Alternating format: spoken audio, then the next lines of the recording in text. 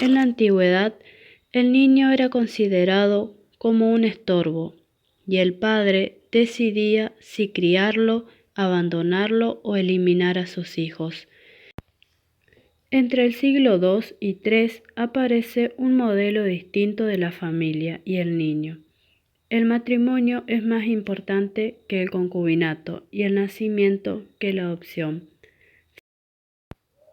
En el siglo VI empiezan tiempos en los que las ciudades se contraen y fortifican. Se consideraba tener muchos hijos para garantizar la construcción y la mano de obra. Pero la Iglesia y el Estado han revalorizado la fecundidad del niño y el infanticidio, el aborto, el exilio o el abandono se convirtió en delito. En el siglo XV se ve al niño como un hombre pequeño o un hombre aún pequeño que pronto será hombre. En el siglo XVI y XVII, la vestimenta del niño era un modo muy propio, sobre todo en el varón, vestidos con una especie de túnicas con botones que cada vez se parecía más a la vestimenta de las mujeres. Entre el siglo XVIII y XIX, bajo la influencia del optimismo del siglo de las luces, prevaleció la ternura hacia el niño, pero también la severidad, donde tiene lugar entonces el complicado juego de la pedagogía de la moral y el amor. Los niños eran azotados en los monasterios y se implementan férulas, garrotes y látigos. Durante siglos el fallecimiento de un niño fue un hecho sin importancia, pero esto fue cambiando profundamente. Ha sido intolerante y señala una fase definitiva de la sensibilidad. Entonces, la pedagogía busca explicar el lugar, la finalidad y el acontecimiento de múltiples hechos y factores ligados a la educación, la enseñanza y el aprendizaje del niño. Etimológicamente, pedagogía significa conducir al niño y su objeto de estudio es la educación. Antiguamente, en sus orígenes, el pedagogo era el esclavo que cuidaba al niño y lo acompañaba a la escuela. El individuo desde que nace indefenso, por eso necesita de un otro para sobrevivir, el cual no solo lo va a alimentar, sino lo va a ir constituyendo como ser humano. Para Silvina Aguirre, la educación tiene características importantes en la práctica intencional, ya que siempre hay una intención de formar a otro con la intención de mejorar a esa persona. Es una acción, es una práctica social y es histórica, donde el docente cumple el rol de pasador y la educación es una transmisión cultural.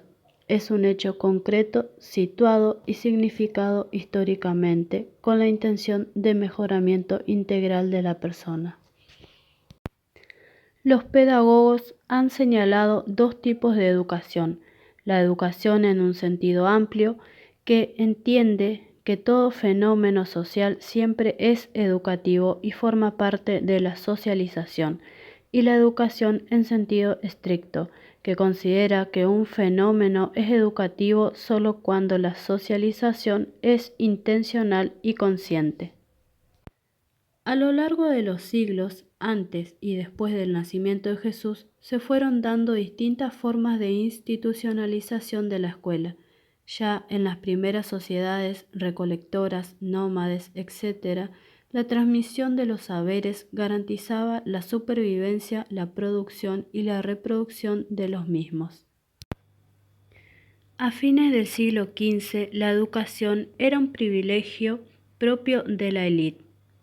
En el siglo XVII, Juan Amós Comenius propone en su libro Didáctica Magna una educación ordenada, actualizada, garantizada y según la edad y única para todos, es decir, enseñar todo a todos. Así también surge la escuela del padre Lasalle, enseñando simultáneamente donde se ve al docente en un lugar central y los alumnos en pupitres que los mantiene inmovilizados. La escuela de Lancaster enseñando mutuamente, donde el maestro, representado en el centro, se dirige a los alumnos monitores. También el decurión y las hiperaulas jesuitas, donde se ven dos bandos de alumnos organizados en decurias y los decuriones que presiden en cada bando, y en el extremo, en el lugar central, se ubica el maestro. A fines del siglo XVIII y principios del siglo XIX, en plena Revolución Francesa e Industrial, se empieza a pensar una nueva forma de Estado-nación, donde las instituciones van a tener un papel clave, donde se transmiten saberes que ya no son religiosos. Esas instituciones, con edificios, con roles, recreos, aulas, libros, exámenes, son las que vemos hoy en día. Cabe destacar que hoy en día la escuela sufre una bimodalidad con la llegada de la pandemia y es una de las características que nos lleva a la conclusión de que la escuela cambia, las culturas, las enseñanzas se ven atravesadas por este tipo de cambios en la sociedad, en la humanidad, y esto va a seguir cambiando, depende y por el contexto, por ejemplo, el que estamos viviendo hoy de la pandemia.